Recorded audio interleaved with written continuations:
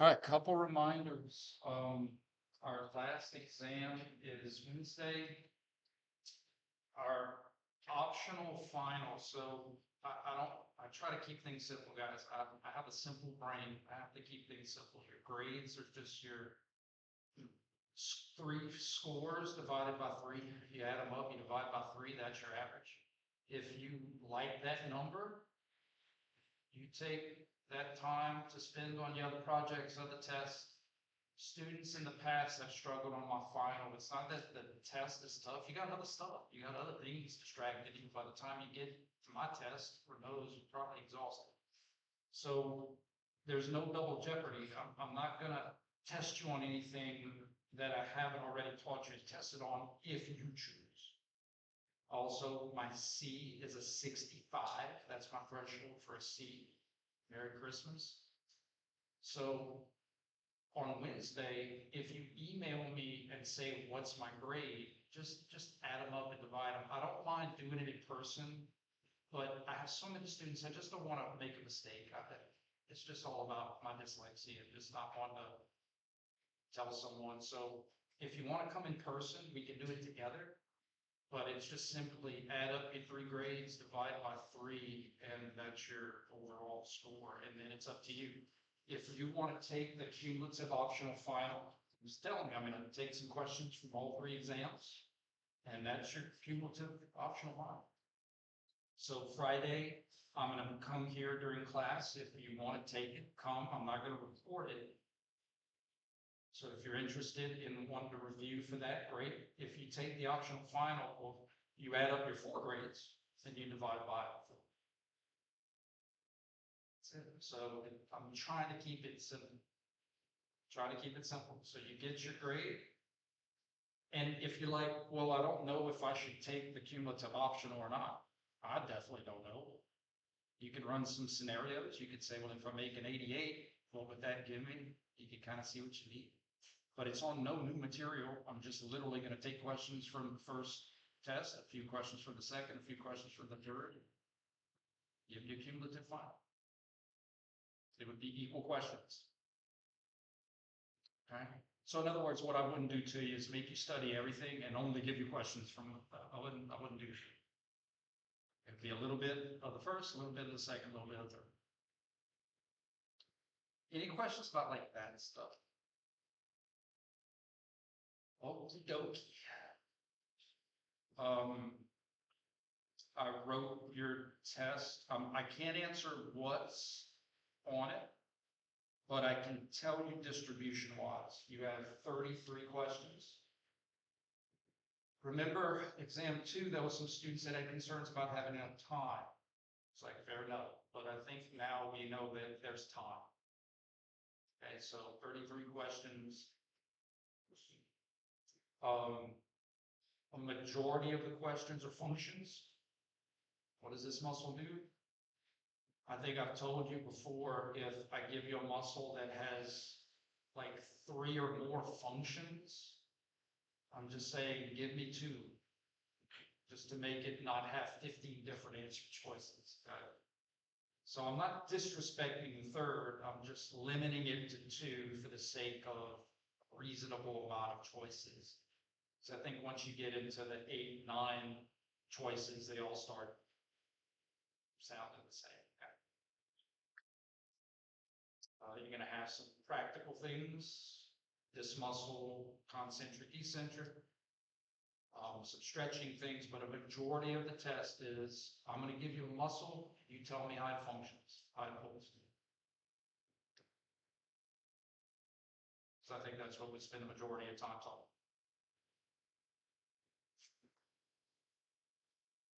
Any questions? Clarifications?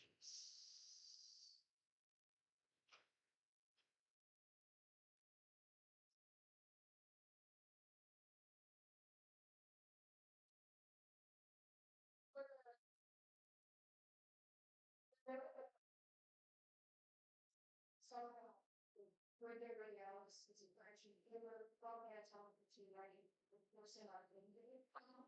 Like, can you just go over that and help me understand the capabilities? Sure. Just like overall. No problem. No problem. I'm trying to fish for analogies. Do you remember when I told you guys about like the piriformis, how, let's say it's at this angle with the hip, right? And when I flex my hip to roughly the same angle, it's no longer trying to externally rotate. Once I flex to here, all it's trying to do is like horizontally abduct, right? And if I keep flexing, well, now that same pull on that bone is actually now trying to internally rotate. That's why I said, like, when you do a piriformis stretch, it's more about making sure you flex past the reverse of its function than externally rotate, because past a certain degree of flexion, it switches its function. Heck, we talked about it last class, right? Below 90, above 90, it's still trying to bring the humerus to the body, but below 90, it's trying to bring the humerus in an adduction pull. Above 90, it's trying to bring the humerus in an abduction. It's the same concept. One last example. Rectus abdominis runs straight down, right, in anatomical. But if I twist to the right, I twist the rectus. So if I'm twisted to the right, it makes sense how the rectus would want to pull back to the left transversely. And if I twist to the left, it would make sense how the rectus would want to pull to the right transversely. And I can't do both at the same time. But in anatomical, there's no twisting pull. If I'm twisted this way, if I'm twisted this way. Very similar for the brachioradialis. The brachioradialis in a semi-prone position is like the rectus. There's no obliquity. There's no transverse pull. But if I twist this way, it can pull me back here. And if I twist that way, it can pull me back there. That's how it works. So the string, it doesn't attach to the thumb. It attaches to the radiostyloid, which is always thumb side, right? Because the thumb is always radial side. So think of it like this. Here's my rectus. If I do this, I give it obliquity.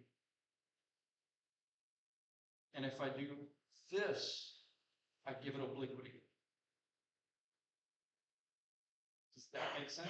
Yes, sir. So when I'm here, it's a pronation puller. And when I'm here, it's a supination puller. Anatomical position is not semi-prone. It just so happens that anatomical position, I'm supinated. So that's why in anatomical position, the brachioradialis is pronated. Semi-prone, there's no obliquity. It's just straight. Quadrant 2, it's a supinator. Quadrant 1, it's a pronator. But that's how it works. Semi-prone, there's no obliquity. Quadrant 1, it has pronation pull, and in quadrant 2, it has supination.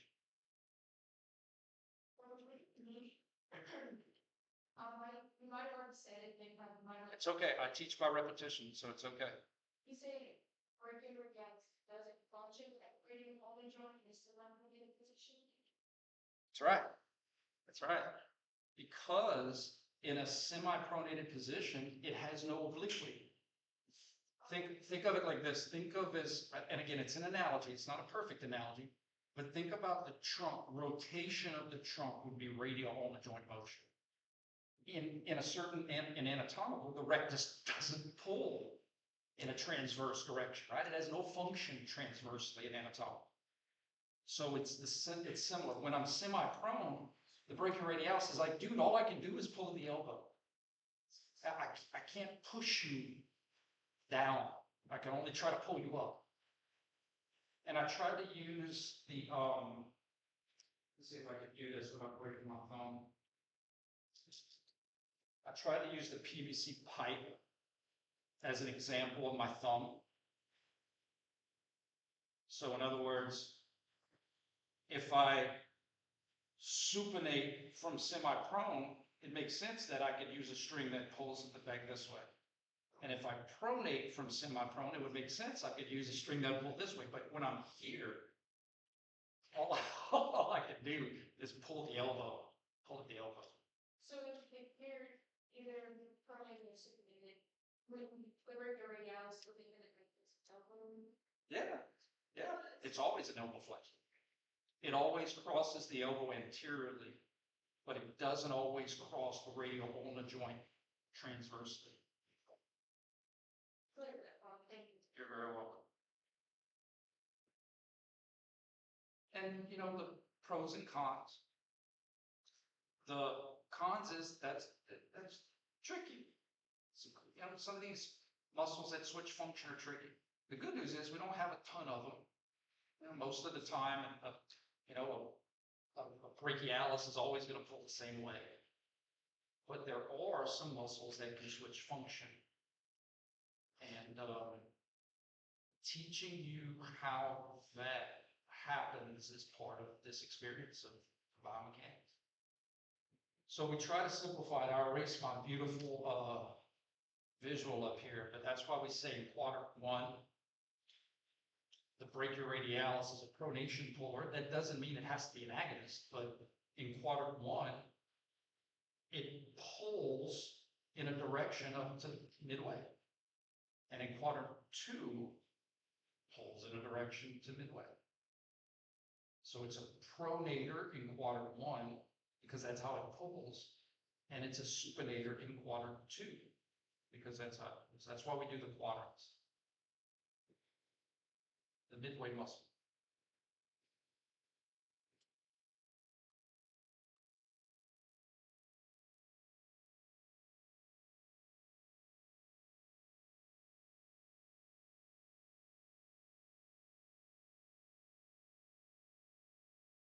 In athletic training, did you guys learn about the brachioradialis reflex test yet?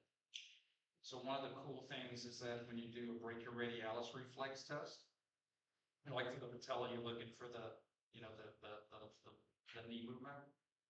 The brachioradialis does it across the wrist, but it's an elbow flexor. So when you hit it, your elbow reflexively flexes, and you're looking for the tip of the towel to whip it.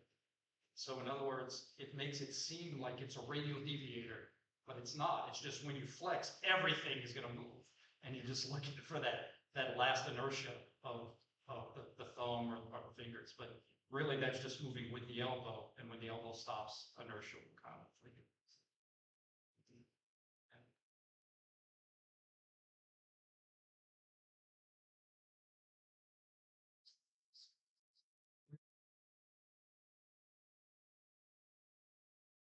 Okay.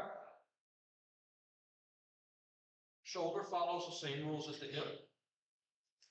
However, the illusion for the shoulder comes from the fact that in anatomical position, the elbow gets to be more in a fetal with anterior flexing. The knee gets to be more in a fetal with posterior flexing. This is where a lot of the illusions of rotation come. So for the shoulder, we have flexion, extension, add, internal, external. Internal is the same as medial, external is the same as the lateral. That got its name from sides of sides.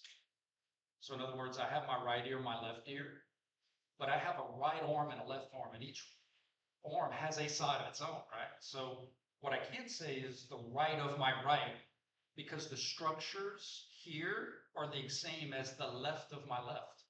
It's not consistent. So by saying lateral, it's a mirror effect. The lateral of my right is the same structures as the lateral to my left. So if I ask a kid to spin to their right or spin to their left, it would be the same as saying, hey, right shoulder, spin laterally or spin medially. Spin to the lateral side, spin to the medial side. So internal or medial rotation is literally just spinning to the medial or to the lateral side. Spinning internally, spinning medial, spinning externally, spinning lateral. And then the illusion with the rotation is that this is the same spin. Like this is would you see it? Counterclockwise, right? So my hip and my knee are both spinning the exact same. It's just when something's spinning, the bottom part is going to your right, but the top part is going to your left. And so our brains want to just look at spin linearly. But rotationally, this is exactly the same. So that's why both of these are external, both of these are internal. So that comes with the illusion of like, this is external, this is internal, because your brain wants to say, oh, the foot comes in, so it must be. But it's all about spinning laterally or spinning medially, and lateral and external are synonymous. But it really does follow the same laws as front roll, back roll, cartwheel right, cartwheel left, spin to your right, spin to your left. Shoulders spin laterally, spin medially. Medial, lateral, internal, external.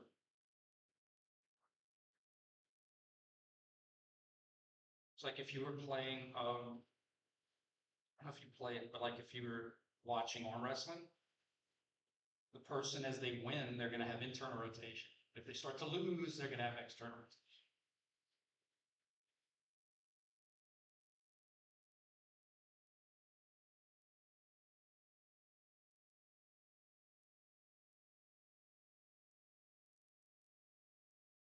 Could you have a question where, we're going into internal rotation shoulder, which you must use. Or Yeah, well, any really, any um it, and maybe this is just my weird brain. It's the same question, the way I see it. And again, correct me if I'm wrong, because you have to know all the muscles anyway. So whether I ask any one of them or all of them, you still have to account for them. Does that make sense? yes. And what I'm trying to eliminate is, in the past, I might list several of them. But again, if I'm doing multiple choice, the more answers I give, the more possible answer choices I have to create. And so that's why I'll typically cap it at 2. But you still have to be accountable because you don't know which one I'm going to ask, right? So if you're identifying, hey, I need internal rotators, you can't put all your chips in just one because I might not ask about that one. So in my mind, you still have to be accountable for all of them because you never know which one I'm going to ask. But I'm also a realist. I may not have understood your question. So feel free to follow up if I did. Yeah. I'm really trying to simplify things and not have students miss a question because they're so overwhelmed with all these different Italian muscle names or I mean, so imagine if I said um you know which of the following are my agonists? Pectoralis major, latissimus dorsi, teres major. Pectoralis major, latissimus dorsi, teres minor. Teres major, pectoralis. Like, if I gave every 3 option a unique answer, I'd have like 12 different answers. And I used to do that. But after feedback from students, I was like, okay, well, you still have to know them all because again, I could ask any one of them, but just to try to simplify, not being overwhelmed by all the different options. That's a very fair question. As far as like last time, I suppose is like that. If you were the angle of the joint, it's like slide bone and muscles, working for legs. Didn't really hear maybe like talk about that in this chapter or any muscles that like more or less like slide. Yeah. So that's a great question. You still have the same. I introduce you to that concept of lent tension in the lower extremity because 2 main reasons. One is I think the lower extremity muscles are bigger, stronger, more powerful, you know, because they got to move our skyscrapers around. They're a lot easier to see and identify and feel. And in the upper extremity, we have so much dexterity. We have, and we have other factors, like I told you guys, like neurological insufficiency kind of supersedes like tension. So it's just a lot harder to hammer down or narrow down. So I introduced you to the concept. I asked you some questions about the concept. It's just not as easy in the upper extremity to really feel it. And sometimes even that gets superseded by just your body not recruiting it. Because again, you don't want to have unwanted function like we did in the radiola joint. You remember that when we did the dumbbells? And I said that when you're fully prone, even though your bicep is longer, it's not going to contribute as much because neurally, I can't recruit it too much or I'm going to have this secondary function of supination that I don't necessarily want, right? So because of all those factors, we don't go into it as much.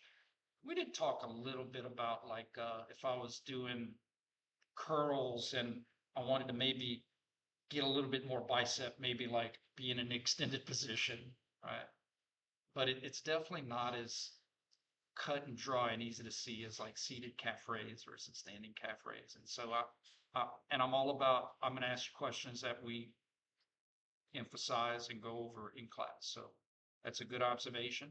I introduce you to that concept in the lower because it's a lot easier to see and apply. It's not that that stuff doesn't apply as much, but it's just not as prominent as in the lower extremity.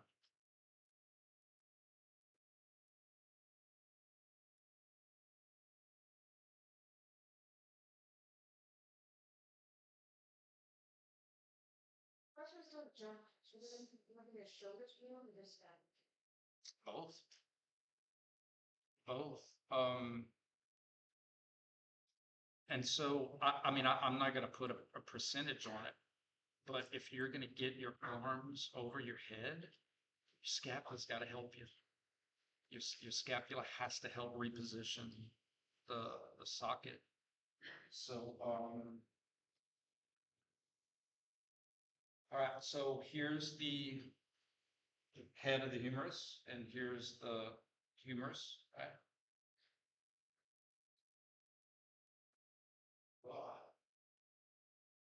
If all you did was just move your shoulder, you would get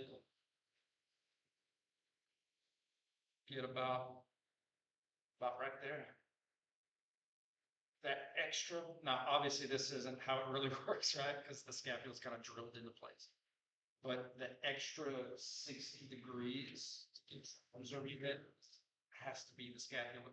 Not only repositioning, but serving as, so like in down here, like that socket's not a very big socket, it's still a socket, but it's like a golf ball on a golf tee, right?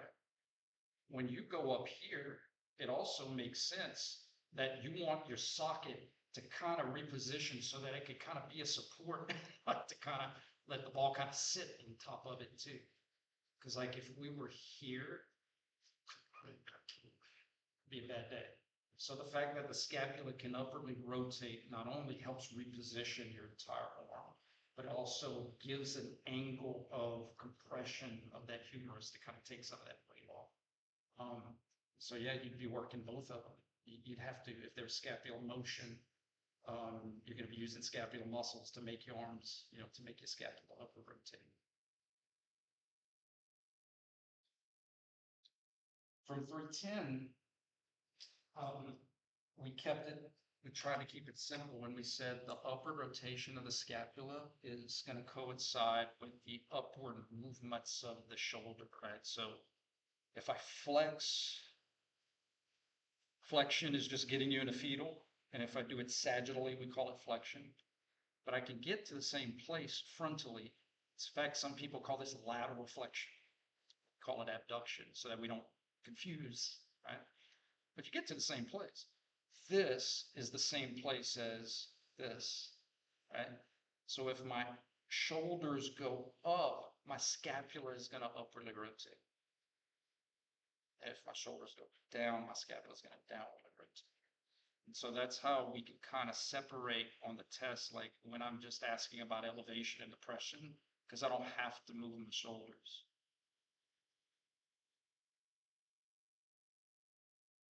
Good question. Question. I think in class, I'm just trying to recall some of the conversations we had. But like in class, I think we talked about how like when you're doing like upright row kind of stuff, like you feel it like in your upper back, like you feel it in your traps. And it's not just the elevation, it's those trap muscles are working to upperly rotate your scapula. In fact, that upper trap is kind of doing double duty. It's elevation pulling and upwardly rotating, pulling. And so it's really, you feel it in that scapula because those muscles are helping reposition that scapula. Good question. Did I answer that? Yeah, you're welcome. And again, this class is not about what exercise you shouldn't do or what percent. Y'all go apply your art how you apply it. It's just to try to teach you how to see muscles in their true form of purpose, and that's pull. It's their true form of purpose. They can contract differently, but they can't pull differently unless, again, those rare exceptions of switching function based off of position. An elbow flexor is always going to pull in the direction of elbow flexion, whether it's working concentrically, eccentrically, isometrically, at rest, being stretched. The only way it doesn't pull in it when you die, it still pulls that way. Rigor mortis. The only way for it not to pull that way is if you rupture it, because then it's like I got nothing to pull on.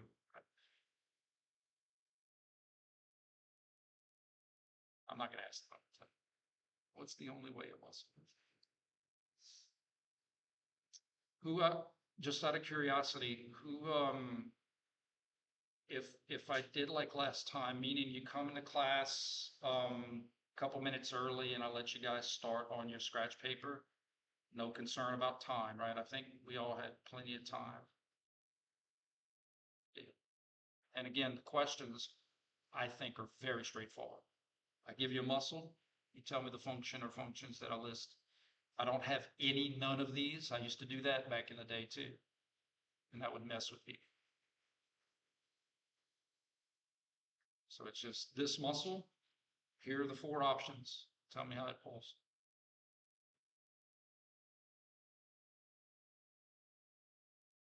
And then again, that's a majority of the questions. It's just muscles and function.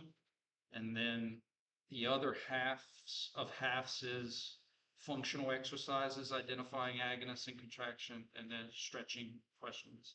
Who would I be stretching in this position? And I'll give you pictures. Tell me.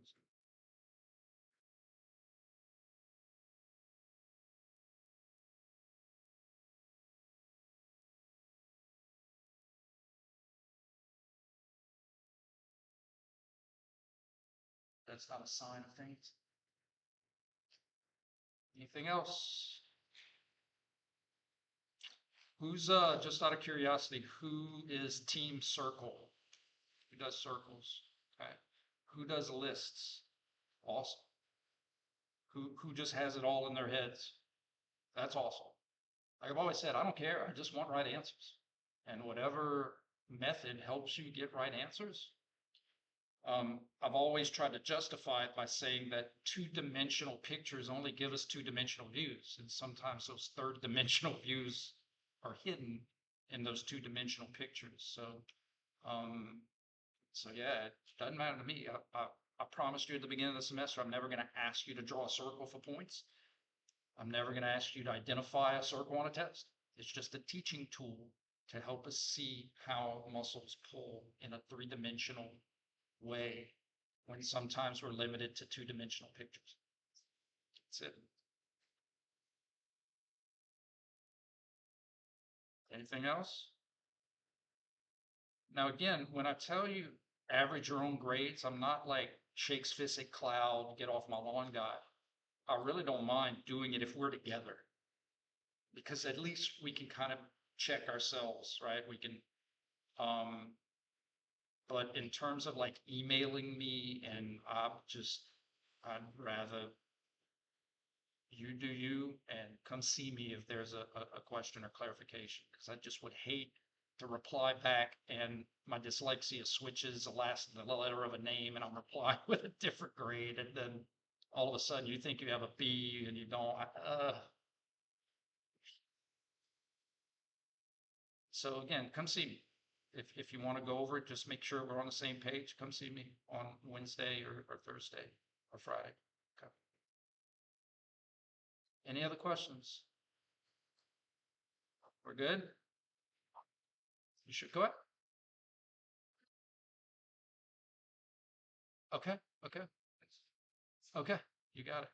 No problem. All right, you guys, if y'all are done with me, I'm done with you. I'm not going anywhere. So if y'all want to hang around and you have more questions or you want to think of some more questions, I get underpaid regardless.